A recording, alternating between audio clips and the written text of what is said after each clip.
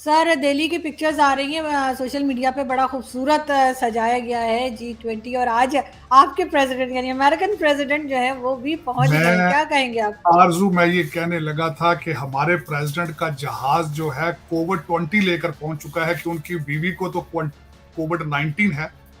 तो ये कोविड 20 लेकर पहुंच गए नई दिल्ली। अब देखें क्या करते हैं। लेकिन अभी मैं देख रहा था, बल्कि मैं मेरा जो पीछे से भारतीय गाने जो हैं वो सुनाई दे रहे थे जब इस्तेकबाल के लिए। तो बड़ी बात है, बड़ी तैयारियां हैं, बड़ी गहमा गहमी है। बल्कि मैं हैरान हूँ, जो नंबर्स मैंने देखे वहाँ तैयारी की हुई है जो उन्होंने भारत नई दिल्ली में 20 बुलेट प्रूफ गाड़ियां ली गई हैं, 4 फाइटर जहाज उड़ते रहेंगे ऊपर, 1,30,000 सिक्योरिटी के लोग जो हैं वो सिक्योर करेंगे उस एरिया को। 475 जो पुलिस वैन्स हैं वो हैं वहाँ पे। अमेजिंग। मैं जो उन्होंने इसकी सारी तैयारी की है, इट्स अमेजिंग। मैं समझता हूँ it's a big honour for South Asia, it's no question about it. बल्कि इसके अंदर जो है कई पॉलिटिकल गेम्स भी जारी हैं। मोदी साहब जो है वो जकार्ता गए कल 9 घंटों के लिए, सुबह 8 से लेकर 6:30 बजे तक। 2 उन्होंने वहां पे कॉन्फ्रेंसेज सेट जाके मिले और उन्होंने टोन सेट की इस G20 के लिए, क्योंकि इसके अंदर काफी पॉलिटिकल टर्मोइल भी मौजूद है चाइना और रशिया और वेस्ट की तरफ से। उन्होंने मैरीटाइम समिट भी जाके अटेंड की और आसियान को भी अटेंड किया।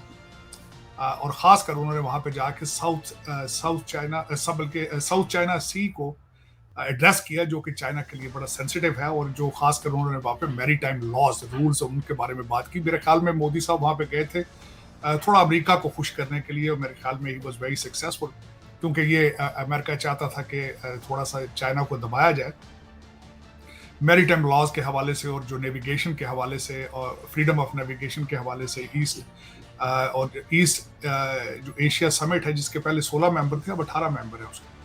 तो मेरे ख्याल में मोदी साहब has done a very successful work there in Jakarta और केम बैक। अब देखें आने वाले दिनों में क्या होता है। जो टोन बड़ी अच्छी सेट उन्होंने की है इसका, जो खास कर मोदी जी ने जो वहां पे स्पीचेस दी हैं, उन्होंने उसमें कहा कि 21st century is the Asia century. और हम आफ्टर कोविड जो है इसके ग्लोबल साउथ के हवाले से हम ग्लोबल साउथ की इकोनॉमिक स्टेबिलिटी चाहते हैं। तो उसमें चाइना के प्रीमियर जो आए हैं उन्होंने भी उसका रिबटल किया, और उन्होंने कहा कि please don't become the party in this new block, no don't join any block का हिस्सा ना बने। उन्होंने भी उसको रिबट किया। अब देखें कि आने वाले दिनों में जो G20 है उसका क्या होता है। एक तो यहाँ पे आपके सुनने वालों में सितंबर 9 से शुरू हो रही है, और इसका स्लोगन जो है वो है one earth one family one future.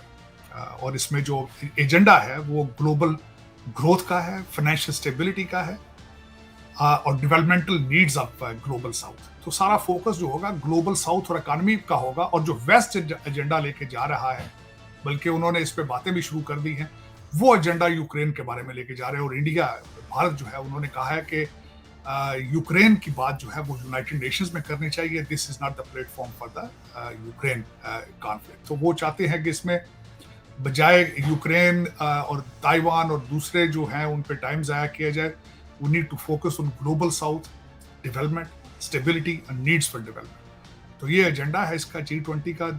देखें प्रेसिडेंट शी पिंग जो है वो नहीं आए वहां पे, अंडरमाइन किया उन्होंने उस वाकई से।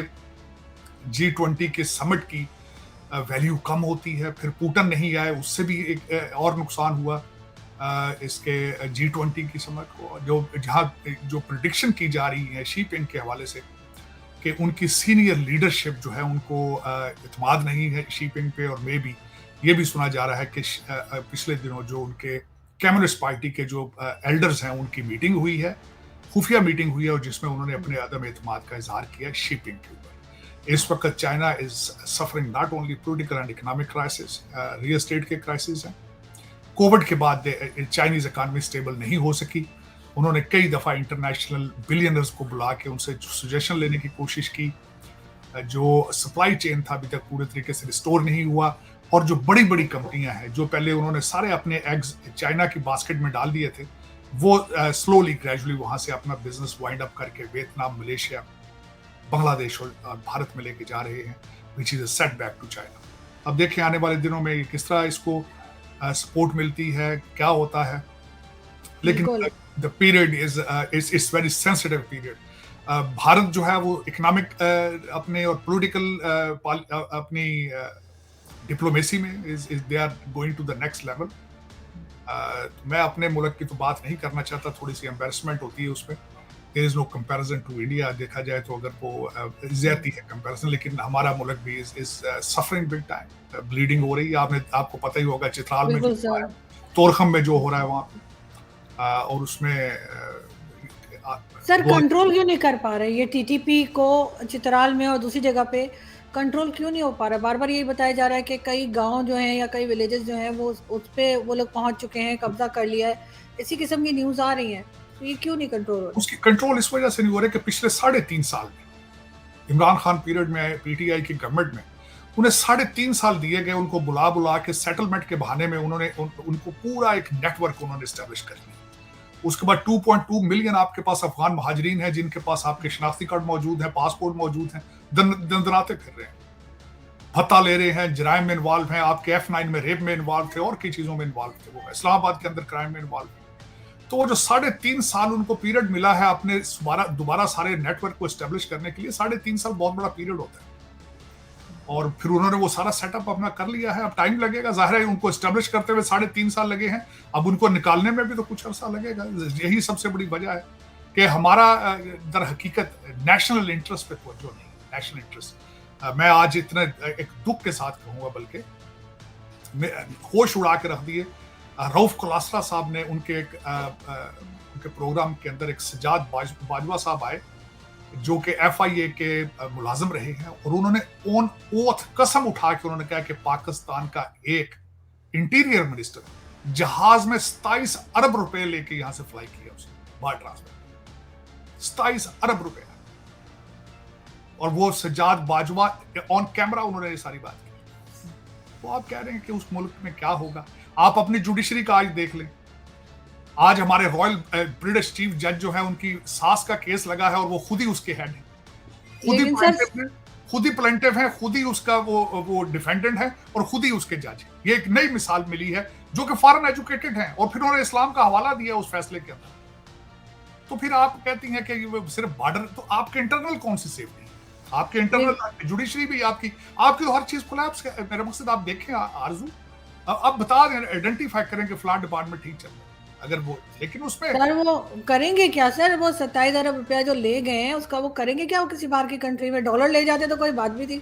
नहीं, कोई आपको बता रहा हूं, आज भी जहाज उड़ रहे हैं।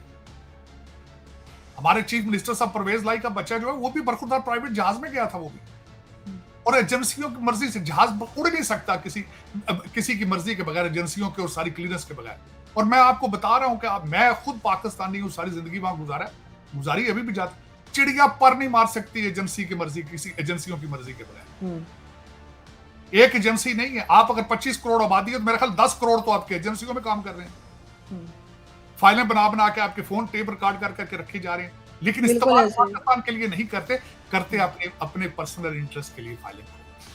दुख यही है, मेरे जैसे लोग, हम जख्मी बैठे ना, हम तो जख्मी है। कल मुझे किसी ने यहाँ पे बैठ के उसने कहा, ताड़ साहब आप पाकिस्तान की बात करते तो बड़ा दर्द नजर, मैं क्या जख्मी हूँ यार, मेरे जख्मों से खून रिस रहा है, आप कहते हो कि मैं पाकिस्तान की बात करूं तो तालियां बजाऊं?